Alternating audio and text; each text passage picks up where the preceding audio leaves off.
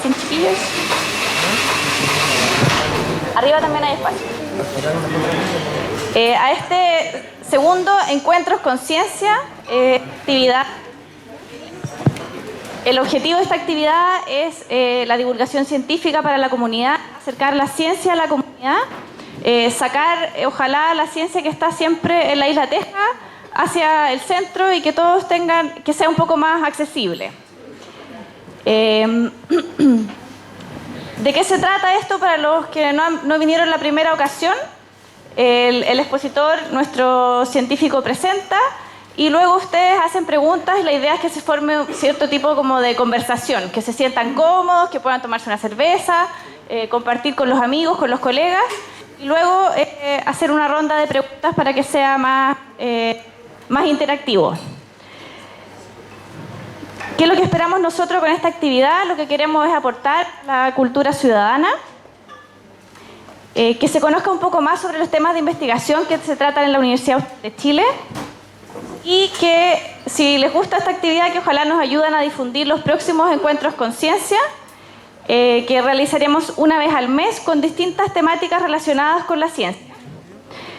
El próximo será el martes 14 de junio con el doctor Claudio Bravo, que nos contará sobre la contaminación atmosférica. Y el siguiente, que viene en julio, es acerca del aborto. Agradecemos en esta ocasión al Patio Bar, que nos facilita este espacio para realizar esta actividad de divulgación científica, y también a Radio Bio Bio, que nos apoya con la divulgación una semana antes de la actividad.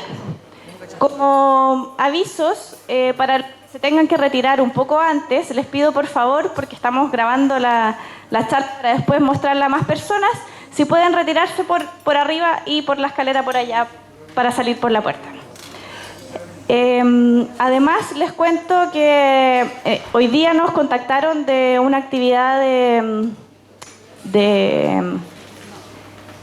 trekking, de senderismo, de no dejar rastro, que nos ofrecieron un cupo gratis para una de las personas que asisten y le dimos este cupo a una de los asistentes que llegaron primero.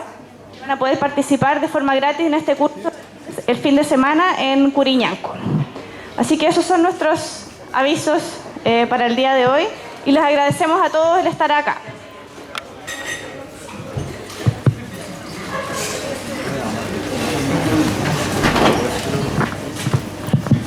Ya.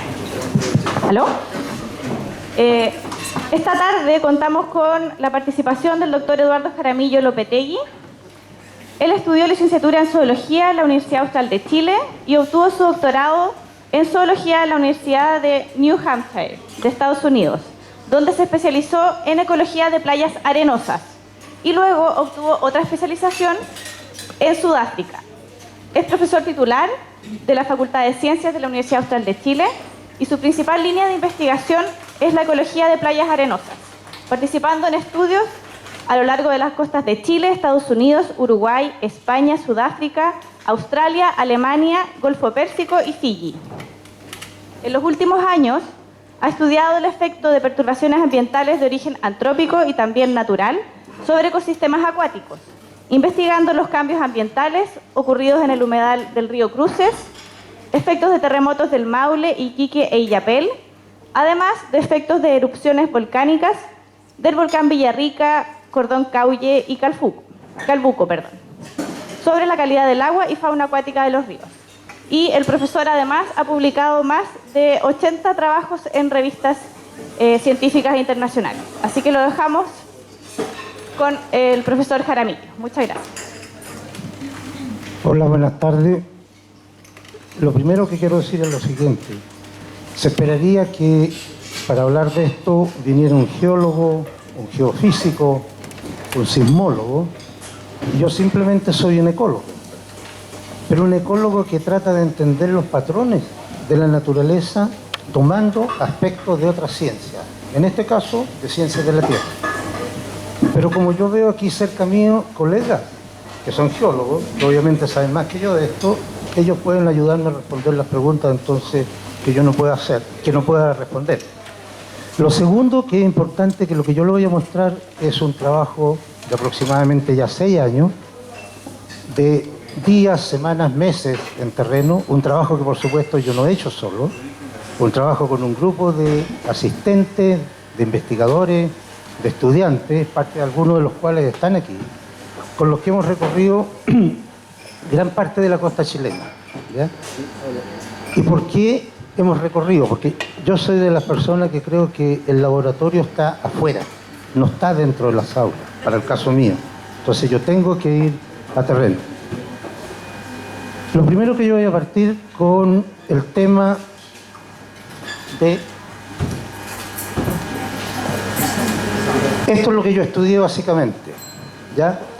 Esta es una playa de la costa oeste de Sudáfrica, donde yo hice parte de mi especialización, y lo que ahí me interesaba era conocer por qué en este tipo de ambientes que se ve tan desprovisto de vida hay tantas especies, y si ese patrón se repetía en otros litorales. Entonces tuve la suerte de mostrar en diferentes litorales. Como ustedes ven, una playa de arena es un ambiente físicamente muy estresante, es uno de los ambientes costeros de mayor dinamismo físico. Las olas remueven toneladas de sedimento y en general la respuesta de la sociedad ante las olas, ante el oleaje, ha sido construir murallas de concreto. El problema es que las murallas de concreto se construyen en parte de la playa donde viven animales y donde hay plantas. Y por lo tanto ocupan parte de la zona superior de las playas, eliminando la diversidad. El año 2009 escribí un proyecto para estudiar el efecto de las murallas costeras sobre las playas. Y si bien yo había recorrido gran parte de la costa chilena, no me acordaba dónde había murallas, hice lo que muchos hacen, irse a Google. Y encontré que en la costa del Biobío y del Maule había muchas murallas de concreto. Aquí tenemos en Colcura, en Lota, en Maule, en la costa Coronel, en Iloca, en Curicó. Y fíjense esta muralla en el Golfo de Arauco, básicamente en Punta Lavapié, donde ustedes ven que las olas están llegando directamente ahí donde se encuentra la muralla. Muestreamos durante enero y febrero del año 2010. Y lo que encontramos fue básicamente esto. Yo, por supuesto, voy a dar resúmenes de estos estudios, que en una playa donde no hay muralla, ustedes tienen plantas en el nivel superior de la playa y después tienen 4 especies, que son las típicas especies de las playas de arena extendidas entre aproximadamente la costa de Atacama y la costa de Chiloé. Sin embargo, donde hay murallas, las murallas han eliminado las plantas de las dunas y han eliminado las especies en los niveles superiores de la playa. Y fíjense aquí en Punta Lavapié, esto en marea baja, la ola está llegando directamente a la muralla y solamente existe esta especie. Todas las otras especies han desaparecido. Y eso lo pudimos corroborar en latitudes similares, pero en el hemisferio norte, en la costa de California, en Santa Bárbara, donde encontramos básicamente lo mismo. Llegamos entonces a la siguiente situación. El desarrollo costero produce pérdida de hábitat. Esto es la costa de California, en Santa Bárbara, lo mismo. Y el cambio global produce un aumento del nivel del mar, lo que afecta a las playas arenosas. Por lo tanto, yo digo, las playas arenosas es el jamón del sándwich. Están sometidas a una tremenda presión. Se están erosionando. El problema es que si nosotros eliminamos los polos, las playas arenosas constituyen aproximadamente el 80% del litoral mundial libre de hielo y son la mejor barrera contra el aumento del nivel del mar porque filtran energía. Cuando yo pongo una muralla, coloco algo sobre la parte superior de la playa, la arena no existe ya, no se filtra la energía, las olas chocan contra la muralla y en muchos casos erosionan más que proteger a una playa de arena. Bien, entonces, el 27 de febrero del año 2010, el terremoto del Maule, básicamente la placa de Nazca, que es la que se introduce bajo la placa sudamericana, se quebró aproximadamente entre Pichilemu por el norte y la Isla Mocha por el sur. Se quebró entre esos límites, aunque el terremoto se sintió, por supuesto, más allá de Pichilemu y más al sur de la Isla Mocha. Y eso, entonces, el que se quebrara aquí esta placa, produjo el tsunami que todos ustedes conocen. Este terremoto para algunos no fue una mayor sorpresa, ya que el año 2009 se había publicado un trabajo donde se decía, se concluía que había una laguna sísmica entre Constitución por el norte y la Isla Mocha aproximadamente por el sur, donde hace muchos años que no había ocurrido un terremoto y por lo tanto había energía acumulada suficiente para producir un sismo de una magnitud, en ese momento se habló aproximadamente 8. Las primeras observaciones, cuando nosotros partimos de la costa, a la semana estábamos en la costa y miren las diferencias. Esto es Punta Lavapié en enero del 2010, miren, en marzo la arena está seca y aparece una cantidad de rocas acá. Miren Yico, en la península de Arauco, en marea baja, apenas unos 3-4 metros durante marea baja de playa. Aquí la foto está muy distorsionada. Esto, la playa aumentó el ancho en aproximadamente 100 metros. Eso era indicativo entonces que el continente se había levantado, había habido un levantamiento continental por efecto del terremoto. Esto es Bocaleu. Miren ahí, antes del terremoto, y comparen allá, aquí hay aproximadamente 14 hectáreas de área hoy día emergida, es decir, que está sobre el nivel de marea alta. Lo que se observó en ese momento también fue esto, una tremenda mortalidad masiva de plantas. Estas plantas son reconocibles por ustedes, son el güiro negro, el cochayuyo, que se vende al mercado municipal, pero lo que ven aquí, esto blanco, es una alga calcárea que normalmente tiene color rosado y que se encuentra del nivel de la marea baja hacia abajo, o cercana al nivel de la marea baja. Y el hecho que estuviera blanco indicaba entonces que el continente se había levantado, y al levantarse el alga rosada tenía un color blanco, es decir, se había secado, había muerto.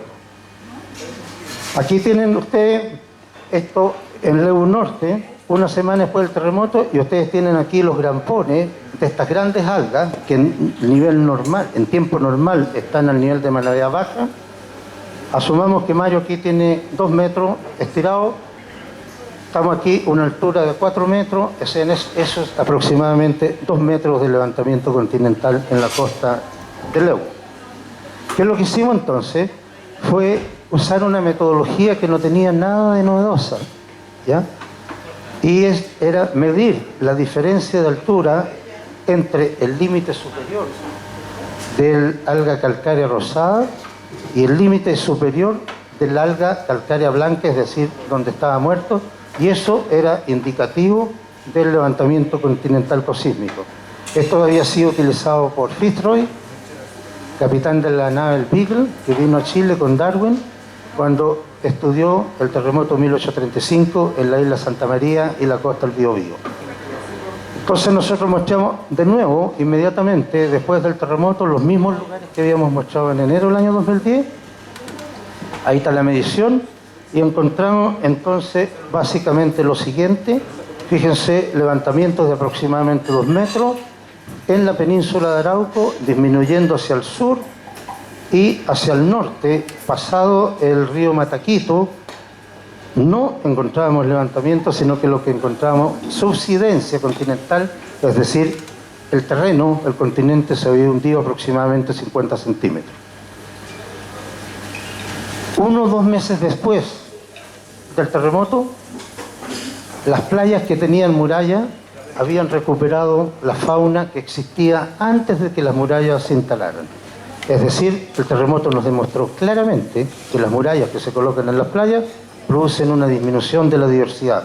Y aproximadamente 12 meses después se ha restablecido en muchas playas el cinturón de plantas de duna que ocurre normalmente en playas que no están amuralladas.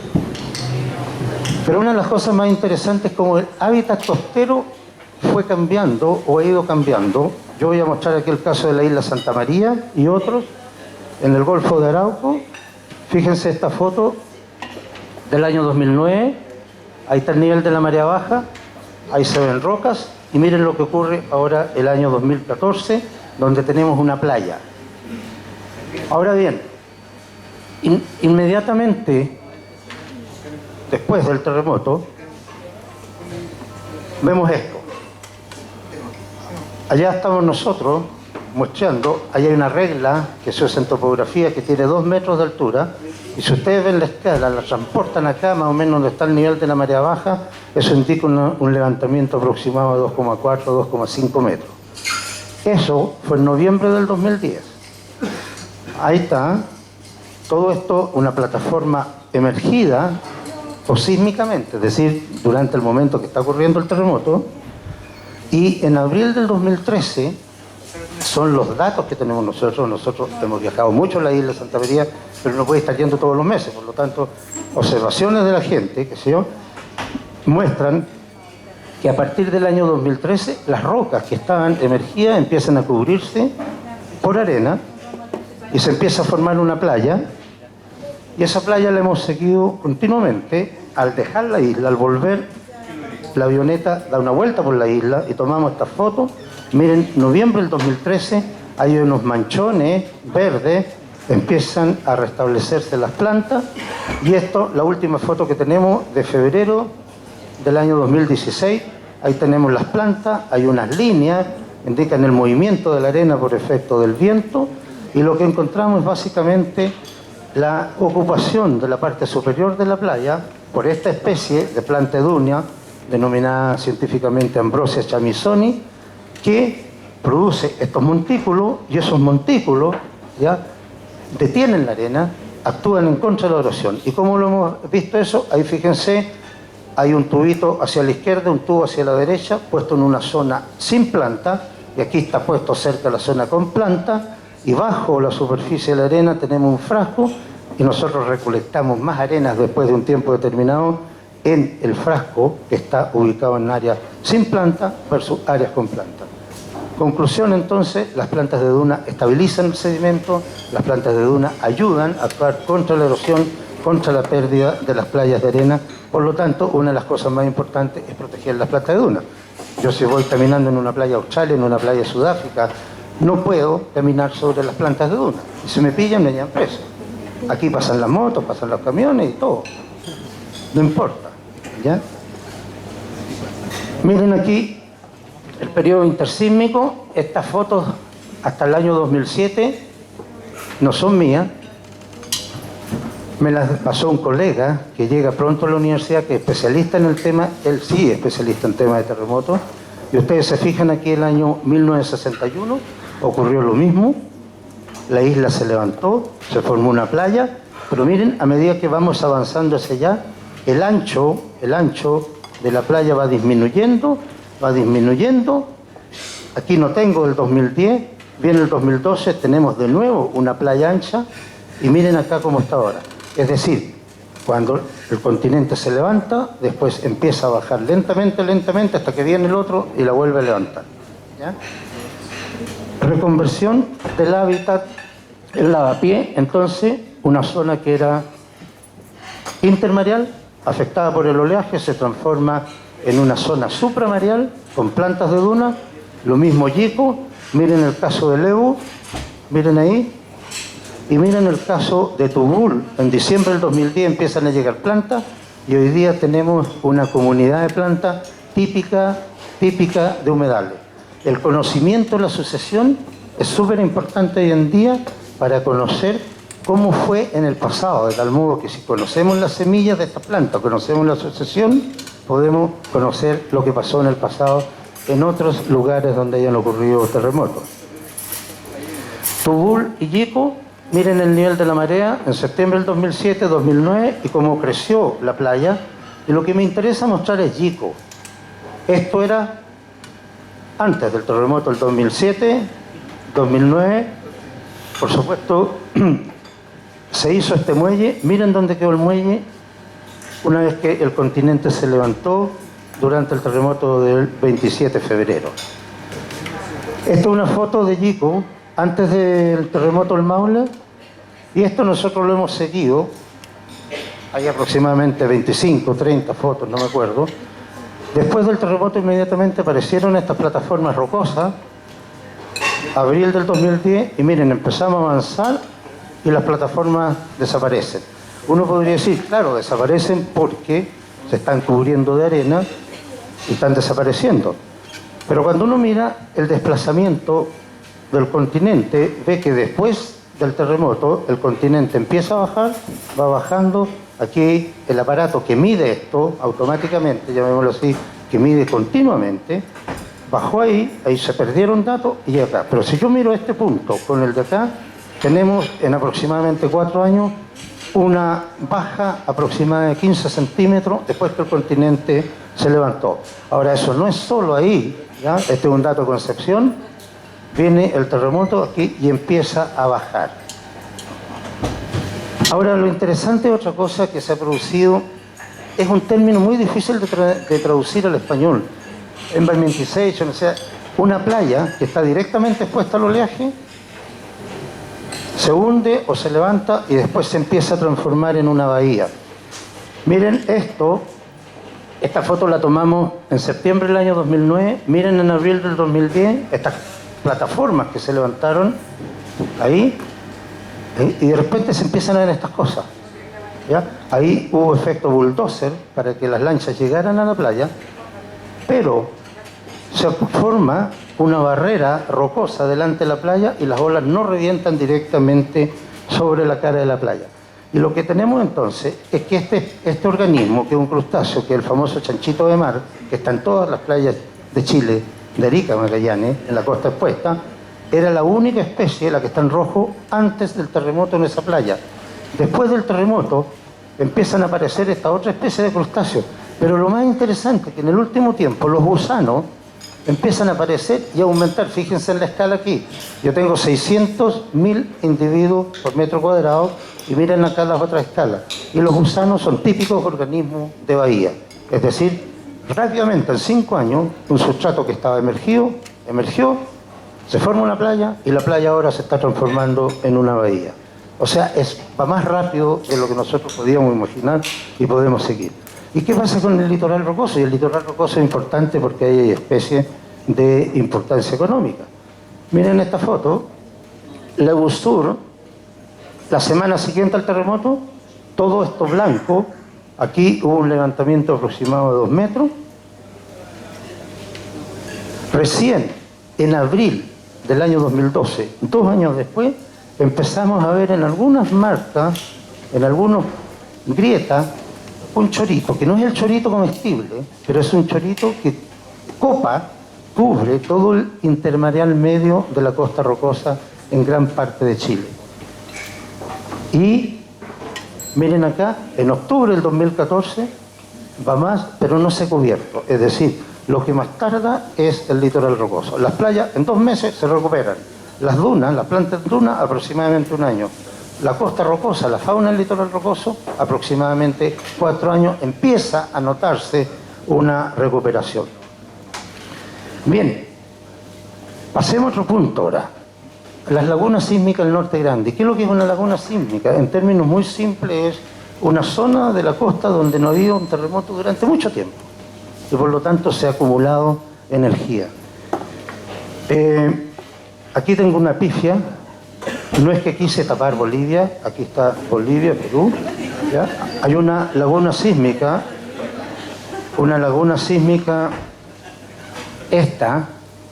el último gran terremoto en el sur de Perú, en junio del 2001, Antofagasta, julio del 95, aquí otro, y aquí el Tocopilla en 2007. Aquí había una laguna. Entonces, mirando la literatura encontramos este trabajo, ¿ya? Una revisión de los terremotos históricos, los grandes terremotos históricos en el norte de Chile y en el sur de Perú. Y los autores encontraron una cosa súper interesante y es esta, que básicamente habían habido grandes sismos en 1543, 1615, 1768 y el más grande con un gran tsunami en 1877, lo que haciendo cálculo estadístico y análisis, estos autores llegaron a que había un periodo de recurrencia en esa zona de 111 años con un error aproximado de más o menos 33 años. Entonces, ¿qué lo hicimos? Una cosa muy simple, estábamos en el año 2013.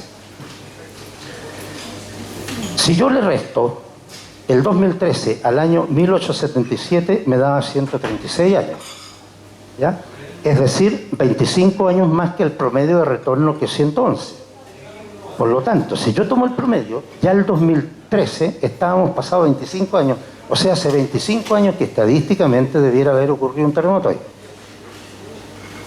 Pero, si yo le restaba a los 33, me daba 78 años, es decir, debería haber ocurrido en 1975 y el tiempo máximo de espera era el 2021. ¿Y qué es lo que hicimos? Entonces, el año 2013, apostamos porque venía pronto.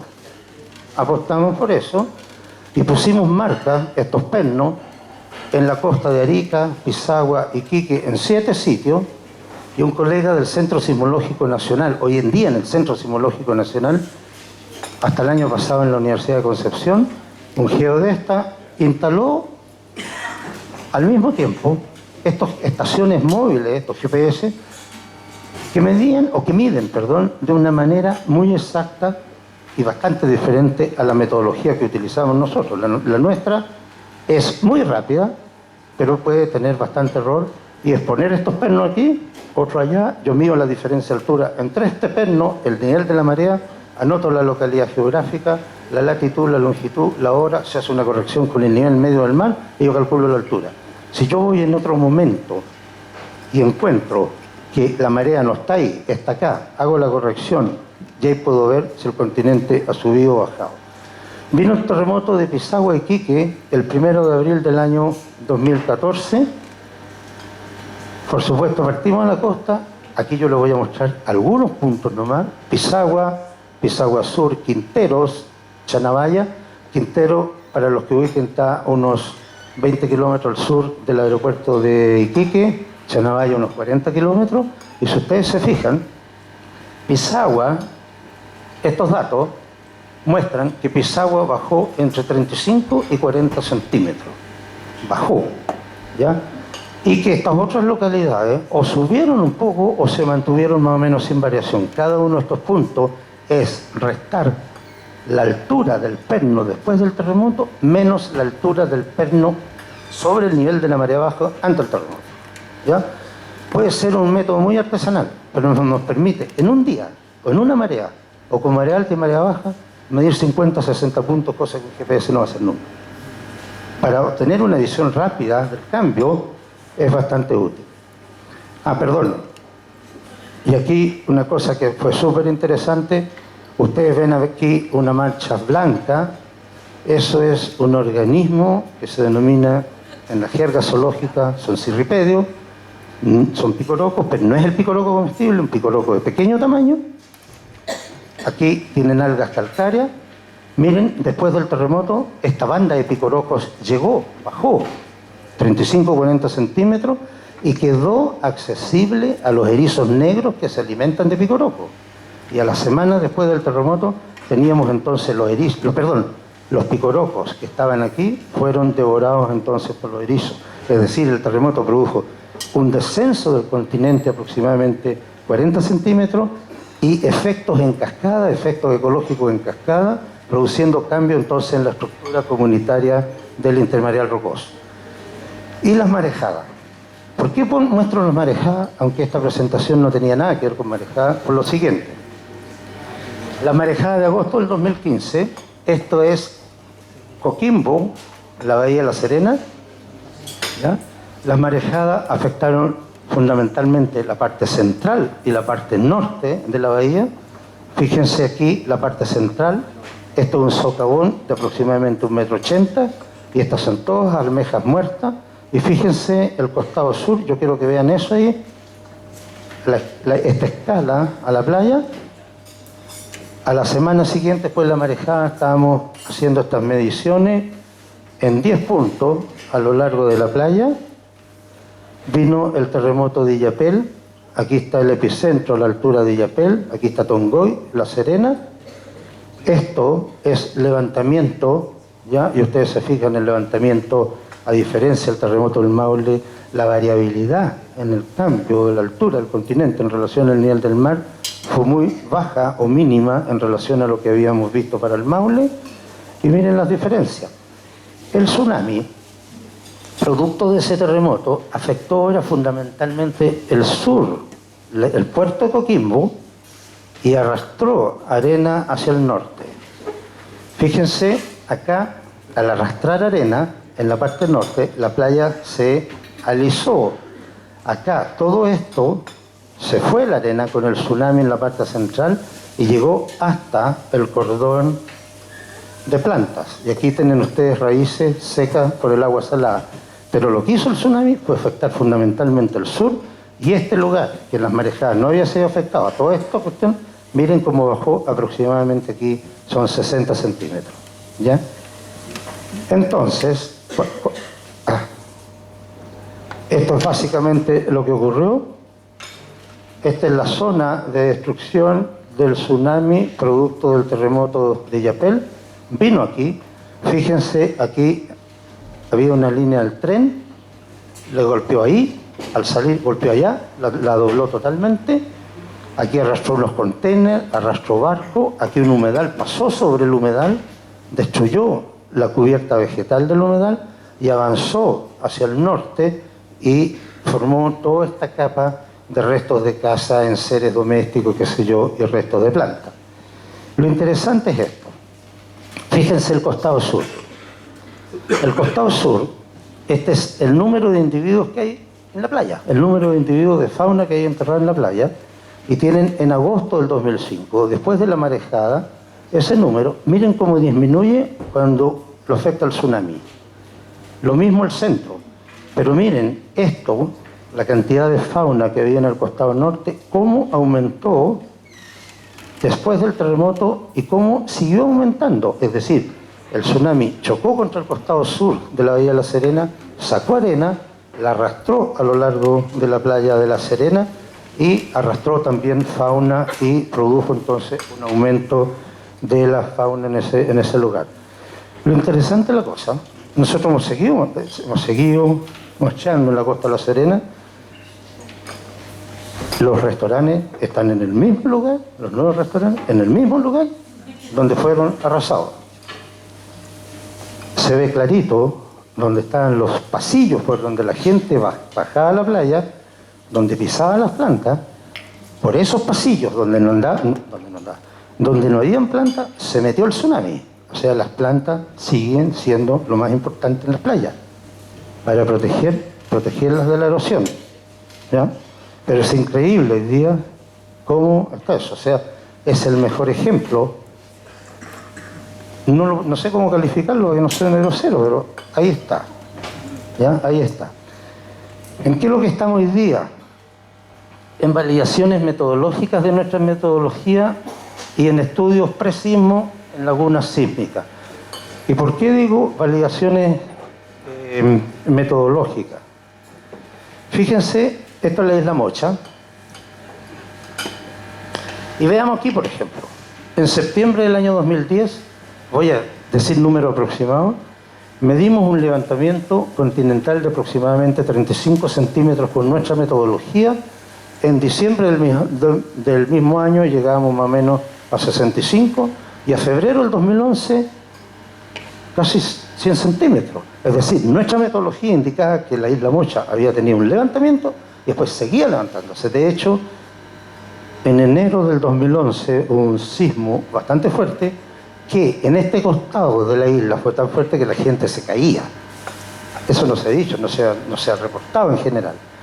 Tenemos esa subida, acá en nuestro otro punto bastante alto, acá un poco menos, hay diferencia, como si la isla no se levantara así, sino que se levantara basculando de algún modo. ¿Y por qué digo diferencias metodológicas? Porque nuestros colegas geofísicos, utilizando estos aparatos, los GPS, muestran esto. Aquí hay un primer levantamiento de aproximadamente 20 centímetros, después la isla se sigue levantando, voy a decir aproximadamente hasta unos 35, y después viene otro levantamiento acá. Pero en general es menor de 60 centímetros y nosotros estamos midiendo 100. Es decir, tenemos una diferencia de aproximadamente 40 centímetros. Lo interesante de la cosa es que con nuestros colegas geofísicos y geólogos, la única diferencia que la tenemos con la isla Mocha y no con ningún otro lugar. Por lo tanto, lo que estamos haciendo es eligiendo lugares en la costa chilena, y especialmente donde hayan lagunas sísmicas, es decir, donde no hayan ocurrido terremotos hace mucho tiempo, y ubicando cordones faunísticos o de plantas muy marcados, y lo que se está haciendo es utilizando nuestra metodología, por ejemplo aquí, ese es el límite superior de una especie de piure gigante, Piura prepucialis, que está solamente en la bahía de Antofagasta, que es un muy buen indicador de nivel del mar. Y al mismo tiempo que hacemos nuestras mediciones, hay otra persona que está midiendo con estos GPS de tal modo de comparar nuestras mediciones. ¿Ya? Ahora, ¿dónde lo estamos haciendo? En la laguna sísmica del norte. Fíjense que esto es de agosto del 2015, un mes antes del terremoto de Illapel.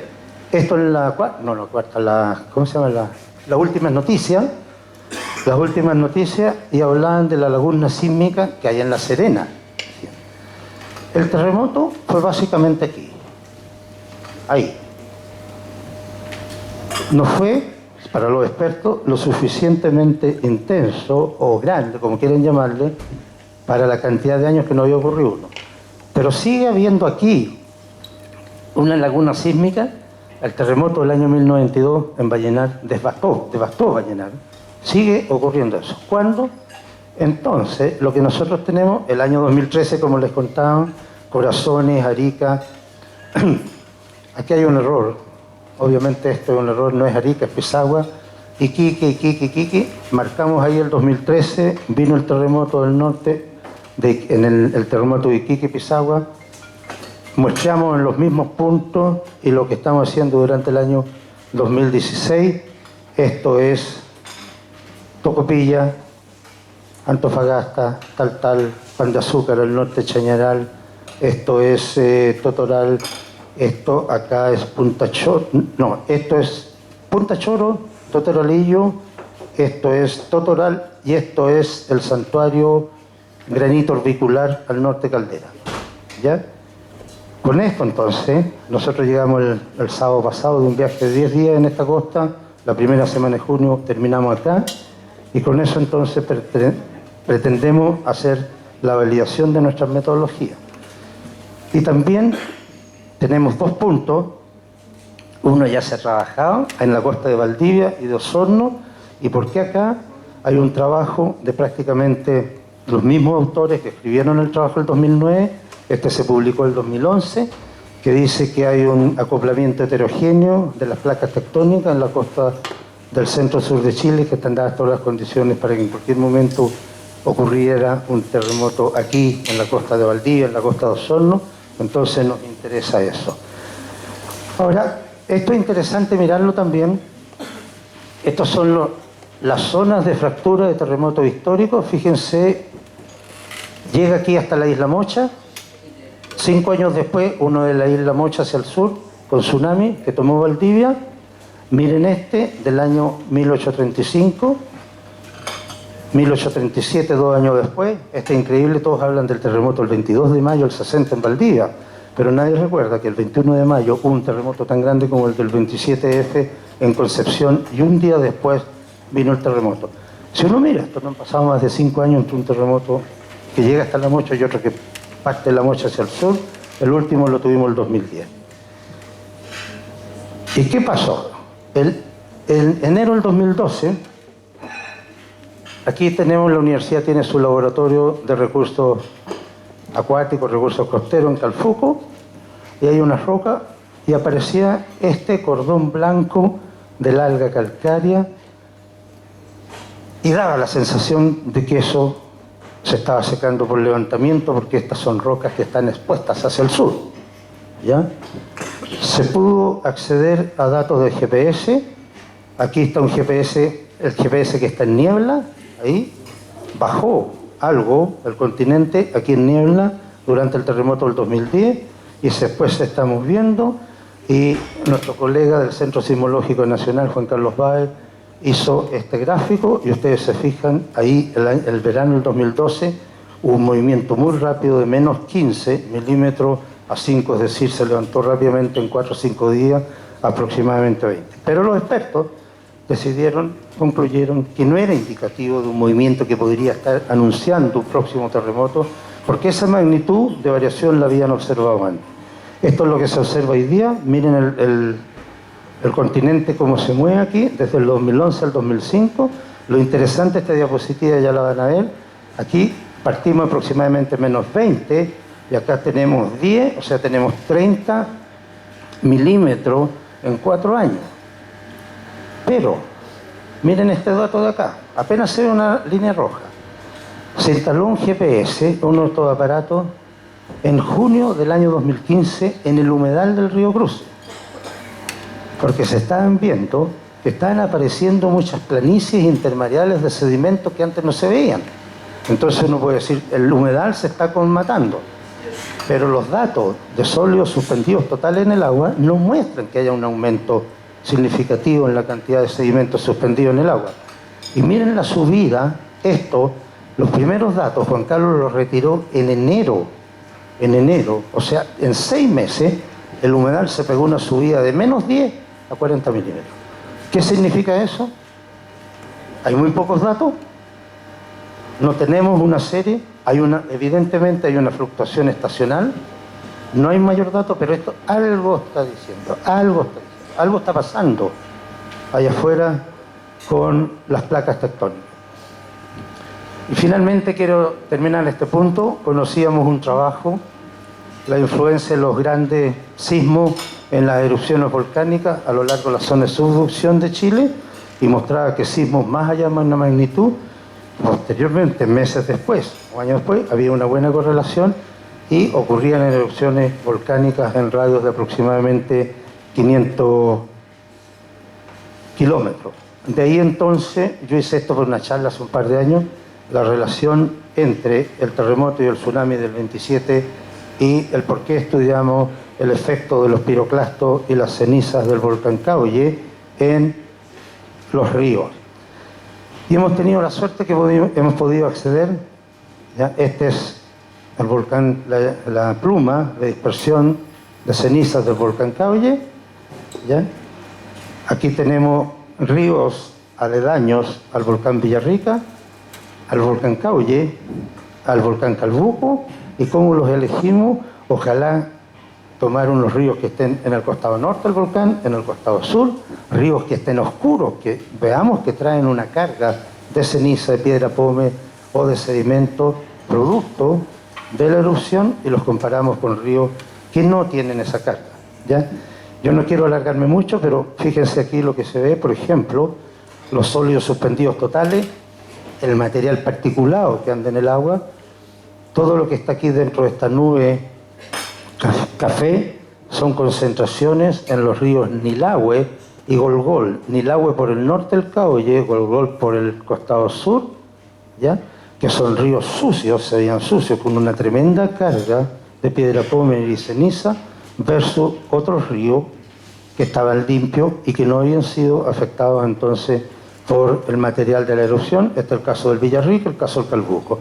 Yo muestro aquí solamente esto, pero por ejemplo el sílice, el flúor, la conductividad del agua, la cantidad de sales cambia. Ustedes pueden diferenciar inmediatamente un río afectado por una erupción y un río no afectado. La otra cosa que nos interesa a nosotros fundamentalmente, ¿qué pasa con la fauna acuática? ¿Qué pasa con los insectos? ¿Y por qué los insectos? Los insectos son alimento de los peces. Y los peces, algunos de esos peces, tienen una importancia económica bastante grande en la zona aledaña a los ríos. De todos estos volcanes. Miren aquí las diferencias. Por ejemplo, aquí este es costado sur del volcán Calbuco, el río Chamisa, ¿ya? Un río que tiene una tremenda carga, una tremenda carga después de la erupción, con el río Lauca limpio. Miren el Güeño, miren aquí esta cantidad de sólidos suspendidos, y aquí el salmón del Atlántico, que fue muy mostrado en la televisión, en los diarios, aquí agonizando por efecto de las partículas en las agallas, ¿ya? Todo esto entonces es relevante, y lo que nos interesa a nosotros es finalmente tratar de cambiar estos tiempos. Y yo voy a terminar con esta tabla que para mí es lo más importante. ¿Cuál es el tiempo de respuesta a las perturbaciones de gran escala? El tiempo de respuesta nuestro, ¿ya?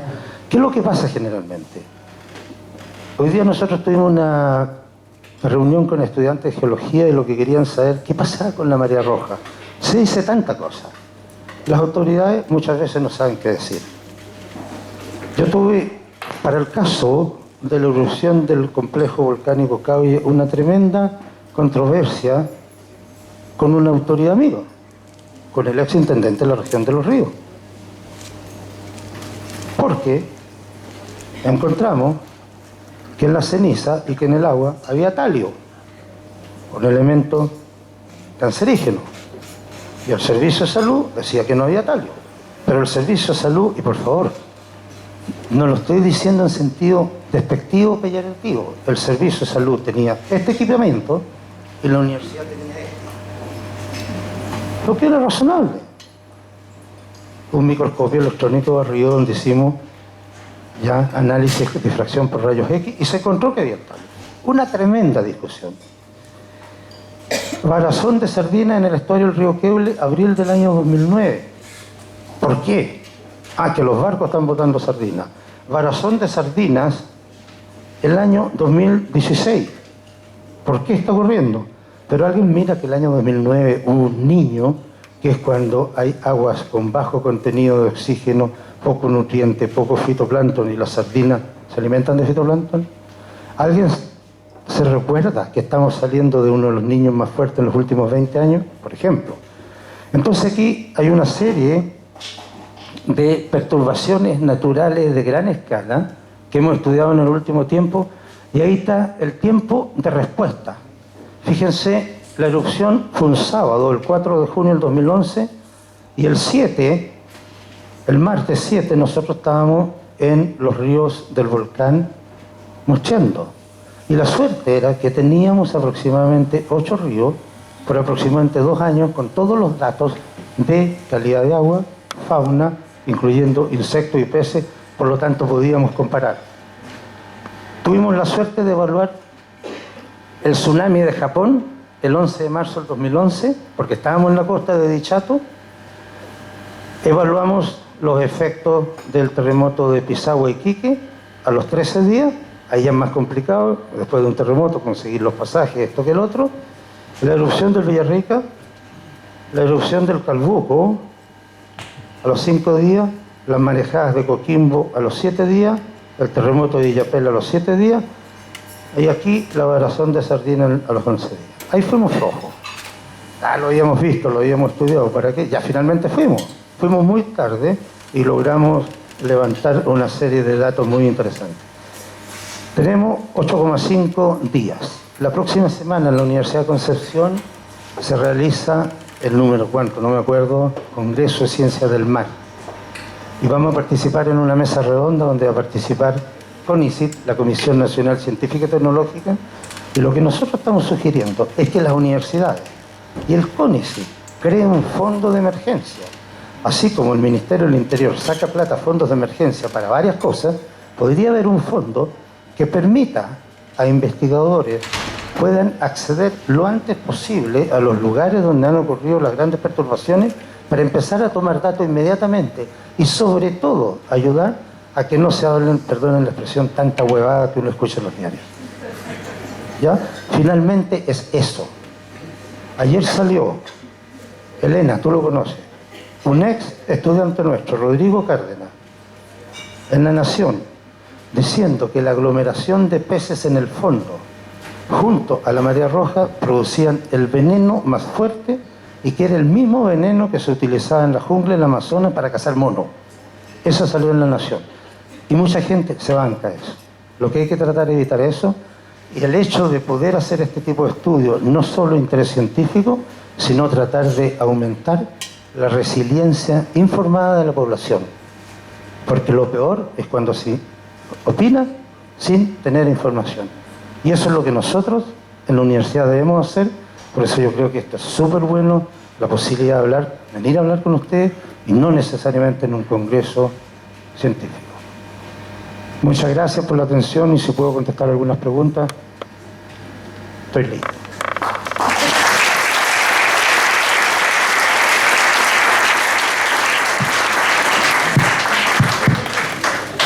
Damos la palabra al público, los que quieran preguntar, levanta la mano y... Vamos conversando.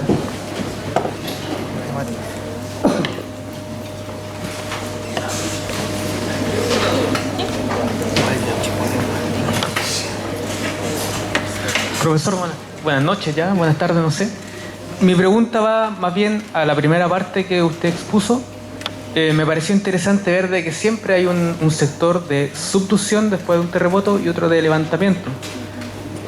Por lo que vi en Iquique y en Concepción, ambos sectores de subducción creo que fueron hacia el norte.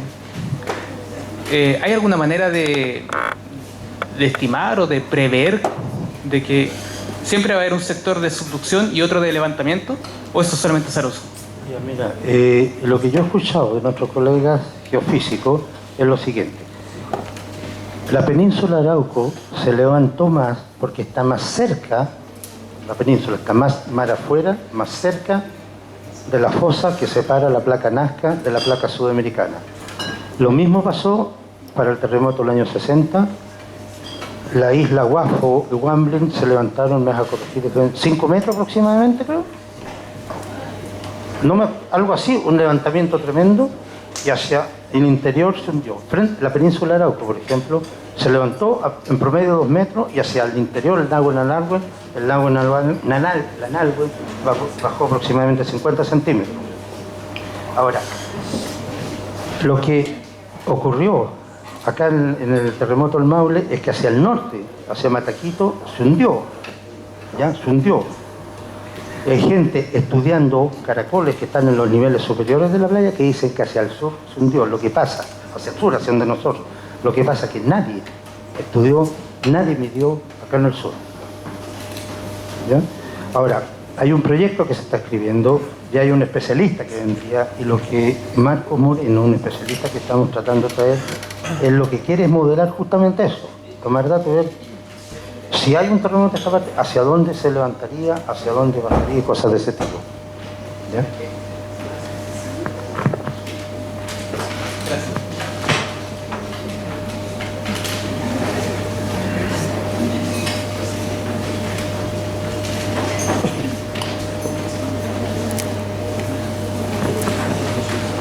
Profesor, agradecerle la exposición y me gustaría que quizás nos pudiera explicar un poco la importancia de estas especies que están en la playa. A veces uno puede que las mire un poco en menos, pero tienen una importancia biológica importante. Me gustaría que pudiera explicarnos eso. Bueno, mira, lo primero es que muchos de esos organismos son alimentos para especies que tienen importancia económica. Y lamentablemente tengo que poner importancia económica para que se noten que son importantes, si no, no lo son. ¿Ya? El chanchito de mar, por ejemplo, es alimento de la corvina, es alimento del robalo, es alimento de aves playeras, aves migratorias. Y claro, las aves playeras obviamente sí son importantes. Cuando tú mencionas eso, sí tiene importancia en la playa. Por otra parte, hay otras especies como la pulga de mar, la que anda saltando arriba, que es el gran carroñero y el que limpia realmente las playas. ¿Ya? Entonces, ¿qué es lo que están haciendo? Ponte tú La Serena. Pasan una máquina. Lo mejor es limpiar la playa. Pasan la máquina y la limpian. La Serena ya se echaron las pulgas de mar, se echaron... No hay. Entonces, para mantener al turista, se limpia. Yo creo que es súper relevante mantener eso. Y lo que no tenemos claro, y una cuestión que se ha discutido por años, es qué auto funciona mejor.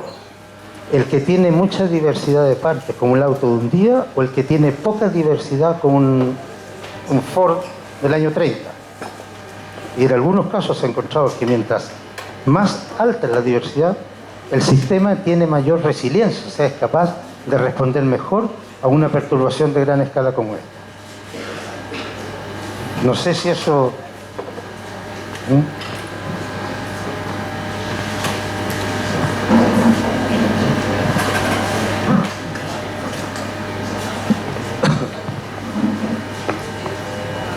Hola, buenas noches. Una duda. ¿El cinturón de arena que se forma producto del terremoto del 27 de febrero es por el tsunami que se provocó por el terremoto? O con el terremoto mismo también se hubiera creado un cinturón de arena en las costas. El cinturón de arena, ¿tú llamas la playa que se formó nuevamente? Claro, las costas después de concreto. Ya. Lo que pasa, frente a la muralla de Lavapié, por ejemplo, había una playa. Esa playa está bajo el agua. Se levanta el continente, queda la arena arriba, se seca. Lo que pasa es que esa playa también tiene roca. Sube todo. Claro. ¿Verdad? O sea, al día siguiente del terremoto ya había una playa. En Punta Lavapié, en Yico, en todas esas partes. Entonces, no está relacionado con que haya en esa zona también un tsunami. Solamente está relacionado con un terremoto. Acuérdate que el tsunami no fue homogéneo a lo largo de toda la costa. Por ejemplo, Lavapié no tuvo tsunami. Sí. Lenga no tuvo tsunami. ¿Ya? Tsunami fue bastante así como los dedos. Entre los dedos no hubo tsunami. Y otra cosa, entonces las especies que aparecen en esas zonas que se levantó están relacionadas también directamente solamente con el terremoto, no porque el mar haya arrastrado y llegó el tsunami. Mira, la pregunta es la siguiente. Nosotros llegamos a la semana y ya habían especies.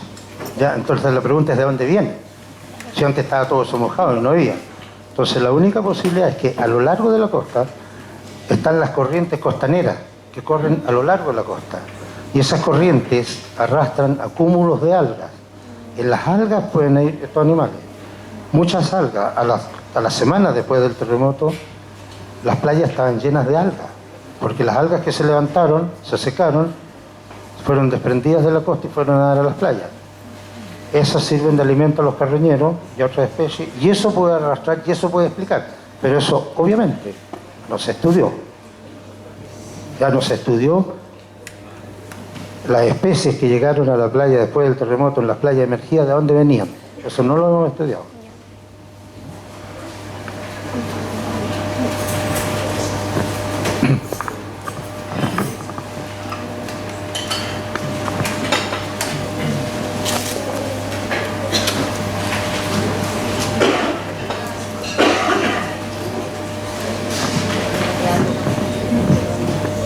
Hola, buenas noches. Yo quería hacer una consulta porque me llama la atención si hay un patrón que predispone, por ejemplo, en este caso que usted decía, la varazón de sardina, porque el río estaba muy cargado de talio, de algunos metales y todo lo demás. ¿Hay algo que predispone que se vuelva a repetir, por ejemplo, ahora en el 2016? ¿Y hay algo o un estudio que dé indicio de que después de esto del 2016 pueda volverse a repetir otra vez? Mira, primero la zona límite entre la región de los ríos y la región de la Araucanía, la zona de Queula, Toltel, los biólogos pesqueros saben que es una zona de reclutamiento sardina. Primera cosa, ¿ya? Ahora, ¿por qué es zona de reclutamiento sardina? Debe ser porque hay alta cantidad de nutrientes en el agua, alta cantidad de fitoplancton. ¿Por qué hay alta cantidad de nutrientes? Tienen que haber surgencias. Surgencias cuando surgen aguas del fondo con nutrientes, fertilizan el mar, ¿no es cierto? Sí. Entonces en esas zonas hay. Lo que pasa es que durante el fenómeno del Niño, las urgencias se abaten, ¿ya no es cierto? Vienen aguas de latitudes bajas avanzando, aguas con mayor temperatura, aguas que no tienen nutrientes, por lo tanto no tienen fitoplancton, y eso podría causar entonces estas varazones. El problema es, la pregunta más curiosa es esta: ¿y por qué se meten al Queule y no se meten al Lingue? Claro. Y lo más interesante es otra cosa todavía. Sibel, ¿te imaginas tú ahora un elemento conservativo, un metal, en la boca del Queule? ¿Dónde va a dar? Al interior del Queule. En la boca del Lingue. ¿Dónde va a dar? Al interior del Lingue. Claro. Pero ¿y si es así, por qué entonces en el Lingue no hay este problema y se produce en Queule? ¿Por qué no lo sabemos? Por eso digo, si eso es lo más curioso. ¿Por qué no? No, porque además, en general no se conoce la calidad del agua acá, no se conoce, si conocemos muy poco. Nosotros conversamos la semana pasada con un colega nuestro, estudiamos juntos, que decía, es increíble la cantidad de papers que se publica en este país, pero es increíble lo poco que conocemos de nuestras costas. Entonces publicamos, pero cuando viene una cosa, nos pillan Entonces, lo único que puedo decir, hay una coincidencia que el año 2009 hubo niño, ahora también niño, que eso puede explicar el porqué, ¿ya? Pero no sabemos por qué ahí y no en otra parte. Otra consulta. Hablando de volcanes de Villarrica, tenemos en el sector de Pichiancahue, precisamente, hace muy poco tuvimos la posibilidad de verlo y usted habla que hay una parte posterior de los ríos que se cargan de mucho metal y que se puede ver y todo eso. Pero, por ejemplo, en el sector de Pichiancahue, precisamente, hay dos torrentes que están muy cerca uno del otro. Uno va muy cargado de metales, de ceniza y de todo eso, y el otro es un agua completamente limpia. ¿Por qué, si no están en polos tan opuestos al volcán, se produce eso? A ver, ¿ah? Hay datos de metales, hay datos. Es que sí, o sea, por lo menos yo no soy geóloga ni nada, pero lo que pudimos observar, por lo menos en las fotografías que tomamos, era un agua muy cargada, muy ceniza, muy turbia, muy de piedra, pome, de arena, de todo. Y a un par de metros venía un río completamente limpio. Mira, hay una cosa súper interesante y es la siguiente. Nosotros, acuérdense, en Valdivia tuvimos las cenizas del Caulle por meses y quizás un año. ¿Ya? El volcán Calbuco no tiró ceniza, tiró una cosa más fina, la pili, o muy poca ceniza. Por lo menos no hacia el lado de acá. Es una cosa. Lo otro, hay una página que se llama lluviafilms.com y ahí hay un documental que hicimos sobre el volcán Caulle. Y en una parte nosotros subimos al volcán hasta ubicar el río Los Venados por este lado del volcán, porque sabíamos que por ahí lo que bajó del volcán después de la erupción, lo que hubo bastante discusión si era un lahar o no, que cuando se derrite el hielo y se juntan todos los materiales y baja, ubicamos un río que no había sido afectado por eso versus un río que arrastró mucho material. Y pudimos evaluar el efecto del arrastre por ese fenómeno versus la ceniza. ¿Por qué?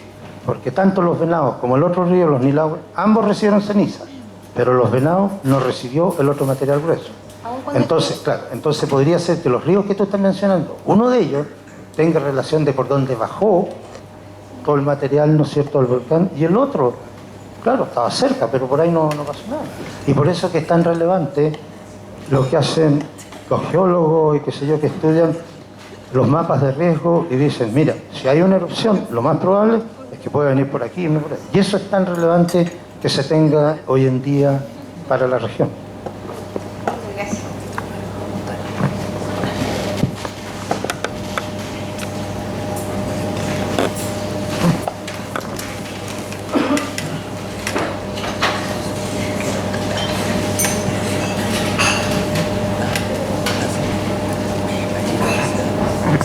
¿Alguna otra pregunta? A lo mejor alguien de arriba.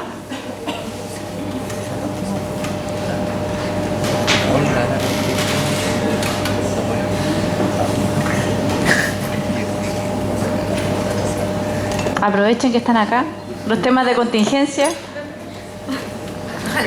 Profe, para conversar un poquito, ya que me la voy a cobrar. La del nombre. Nosotros hemos visto que estos fenómenos naturales pueden tener cambios en distintos niveles físicos, de estructura, químicos, de proceso y biológico. Desde la perspectiva del ecosistema, ¿cuál cree usted que son más intensos, más perturbadores? ¿Se pueden poner en una escala o cada uno tiene su espacio de perturbación que le pertenece y es inherente? Mira, yo recuerdo una discusión de un gran biólogo evolutivo, Stephen Jay Gould, ¿ya?, cuando hablaba de las extinciones masivas. ¿Qué le sirve a un pez en un río ser el pez más adaptado para nadar, tener la forma perfecta para nadar, si viene una erupción y tapa el río? Eso no sé si te responde. O sea, yo creo que la parte física es relevante, y por eso yo no me puedo explicar ahora, después del último año. Por eso uno aprende cuando tiene más edad, en general. Yo siempre Yo pasé por años que las interacciones biológicas eran lo más importante en la costa. Las interacciones biológicas, lo más importante. Entonces hicimos muchos experimentos de excluir, acuérdate, los pasamos en clase, excluir al depredador, sacar al herbívoro, ver lo que pasa, todo eso. ¿Y qué importa? Si viene un terremoto y la costa se levanta 2 metros. ¿Ya? Entonces, vamos al otro extremo. Todos los que han hablado que la costa chilena puede ser dividida geográficamente en relación a la temperatura. Oye, yo me puedo venir en traje de baño desde Arica a Chiloé y me voy adaptando a la temperatura. Si no hay grandes cambios como en el otro lado, en el Atlántico. Pero cuando tú miras estos terremotos y se levanta, yo soy convencido que los grandes quiebres en la zona, en la costa chilena, son debido a esto. Y cuando hablan del quiebre geográfico en Punta Lavapié, en la península de Arauco, que cada tantos años se levanta y todo desaparece. Entonces yo creo que la parte física, no sé, es como el escenario donde hay un ballet. Los bailarines, la parte biológica, pero se van a mover de tal modo como sea el escenario, que es el aspecto físico. Y si el escenario está un poquito inclinado, van a bailar de una manera, pero el que manda el escenario, a la larga quizás. Yo creo que lo físico... Y eso se podría aplicar también no solamente a los fenómenos naturales, sino que además a los cambios inducidos por el hombre, ya sean físicos, químicos o biológicos. ¿Tiene el mismo peso? Mira, ha habido... Yo conozco bien un cambio producido por el hombre, ¿ya? El humedal del río Cruce, ¿ya? Fue un cambio tremendo. Pero fue un cambio, no fue un desastre. En ecología un desastre es cuando hay 10 especies, se pierden 8 y nunca vuelven las 8. Y por eso la pelea que siempre he tenido yo con los ambientalistas, que hablan de desastre, cuando no, hubo un cambio. Entonces, el único que conozco, hubo un cambio y después de 6 años empezó a recuperarse y hoy día lo tienes básicamente como era antes.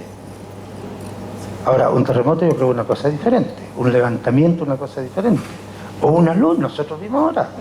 Ahora, pero hay otros cambios. Nosotros la semana pasada en la playa Chañaral, 4 o 5 kilómetros de costa, una playa gigante, y me dicen, es todo lo relado de la minería del cobre. Y es un cambio tremendo. Entonces, es tan difícil, para mí a veces, sigo pensando que lo físico es lo más relevante, pero es tan difícil ponerle una nota. Por eso es que tenemos que seguir mirando y mirando y mirando allá afuera.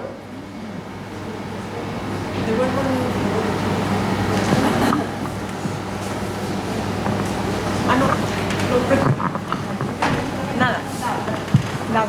Oye, yo quiero, en primer lugar, me gustó súper harto la presentación, pero en segundo lugar hacer un comentario respecto de lo que me ha impactado el silencio que ha mantenido la universidad ante el impacto que ha habido en el mar en los últimos meses. Yo trabajé toda mi vida en la universidad, como saben muchos. Tú acabas de decir que no tenemos datos, la gente, o sea, creo que es tremendamente importante que se salga al ambiente para hacer la ciencia, se busquen los datos allí y se estemos, ojalá, después, todos los días en el ambiente. Pero yo me pregunto, biólogos marinos que hace un par de años llegaban al extremo sur de Chiloé, ¿a dónde están llegando ahora con su formación ustedes? O sea, ¿cómo estamos formando a la gente en la Universidad Austral que tiene que ir al mar? Teniéndonos acá en la isla Texas, no te lo echo en cara a ti, por supuesto, yo sé que tú vives en terreno, pero yo estoy hablando de la universidad, ¿qué responsabilidad tenemos? Un laboratorio que está prácticamente cerrado. O sea, yo me digo, ¿cómo es posible que nadie haya escrito un buen artículo en el diario? A ver, Elena, yo creo que lo más importante es lo siguiente, ¿no es cierto? Cuando pasa esto, salir inmediatamente, ¿ya? A mí me tocó ver cómo las plantas estaban apareciendo y recolonizando la zona con ceniza y piedra pome del Paso Cardenal Zamoré. Y yo decía, ¿dónde están mis colegas botánicos? Si ese es un regalo. Yo aquí tengo los mejores regalos de mi vida. Entonces es el carácter también. Acuérdate que la gente Y no es de la Universidad Austral de Chile, es en general. La gente, ¿qué es lo que hace? Se apoltrona y no sale. Mira, nuestro colega Jorge, el mejor especialista, no partió, tenía la camioneta lista, no partió a tomar muestra, podría estar haciendo un experimento lindísimo. Y es una crítica positiva, ya no estoy diciendo que es un flojo. Pero en general no es la costumbre. No es la costumbre. Y es una cuestión, Elena, no solo en nuestra universidad. Pero mira, hay un ejemplo. Hay un trabajo publicado en Science del Monte Santa Elena. ¿Ya? Erupción, la ceniza, todo. ¿Ya? Pero, y nadie sabía, y salió un gallo. Y mirá, ¿qué es lo que hizo el servicio de, ¿cómo se llama? De parque de Estados Unidos? Vamos a ir a los mejores viveros porque vamos a necesitar millones de plantas para plantar y recuperar. Y sale no te lo tengo aquí, el nombre, sale y dice, ¿y para qué? Fue y encontró relictos ecológicos de la erupción. Y fíjate que la colonización, la recolonización del área afectada por el volcán partió desde dentro de la zona, de áreas refugiales. Si él no lo hubiera sabido, querían plantar, recolonizar. Acuérdense, 2005, cuando Recalcina ofreció cuánta plata en la universidad para tener un producto para que el luchicidio apareciera de nuevo en el humedal. El remedio peor que la enfermedad. Entonces, no sé, yo no tengo, pero lo que sí sé es que un patrón general, en general, no se sabe. Y lo otro, Elena, lo otro que mucha gente tiene miedo de hablar en la calle. Tiene miedo. Hoy viene un reportero, va a venir la radio, me va a llamar. Bueno, ¿y qué? Di lo que sabe. Y lo que no sabe, digo, no sé. Pero en general, el académico es así. Solo agregar un comentario más, especialmente porque hay gente joven. Yo estuve en febrero en Yaldán porque estaba Sonia Jaime, la líder de la gente que ha trabajado con delfines acá en el Chiloé. Y Sonia después iba a la Antártida. ¿Y con quién vas a la Antártida? Con mis alumnos del curso de Ecología Antártica que tengo en Escocia, me responde. Entonces dije, y toma, qué sé yo, te mando al tiro la página web donde subimos todo el curso completo que hacemos y que ya llevamos como 4 años viajando todos los años. Yo dije, ay, ¿dónde pasan? No, pasamos Ushuaia y después pasamos a Punta Arenas y después saltamos a la Antártida, volvemos a Ushuaia, los que quieren van a Punta Arenas de nuevo y después nos volvemos a Escocia. Y yo pensé, y mis alumnos sentados, encerrados en Valdivia, nadie se mueve. Entonces, yo estoy plenamente de acuerdo con lo que tú acabas de decir. Los chilenos no somos para salir a terreno. Somos flojos, no sé, o sea, a mí, pero yo lo digo porque se corrijan, no por otro motivo. Yo quiero que salgan a terreno, que ojalá copien al Eduardo Jaramillo, que no se queden en la oficina ahí calentando no sé qué. Escribiendo el paper, los papers son súper buenos, pero las salidas a terreno iluminan mucho más los papers.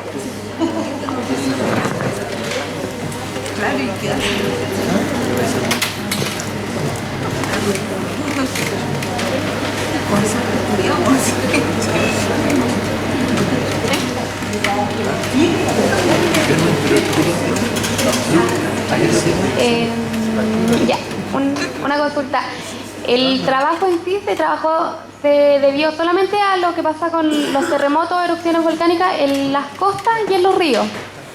Pero el efecto que tienen los terremotos con la dinámica en los bosques, ¿algo de ese tema se vio?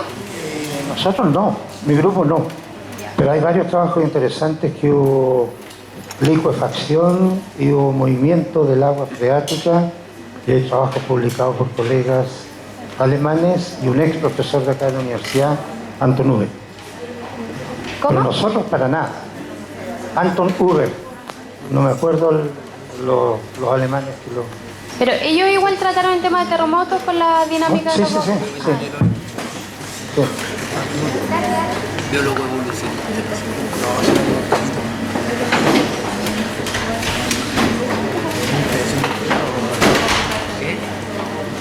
Bueno, queremos agradecer a todos los asistentes por darse el tiempo de venir acá a compartir al Patio Bar. Reiterar el agradecimiento al Patio Bar por facilitarnos el espacio, a la Radio Bio Bio y bueno, a todos ustedes por creer en una instancia de divulgación científica, venir a compartir. Los dejamos invitados para las próximas encuentros con ciencia que realizaremos una vez al mes. Y por supuesto darle las gracias al profesor Eduardo Jaramillo por compartir su conocimiento, darse el tiempo de preparar una presentación para la comunidad. Así que muchas gracias, profesor.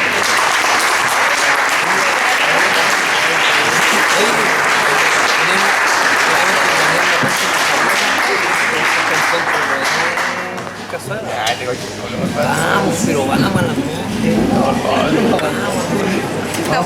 Estamos logrando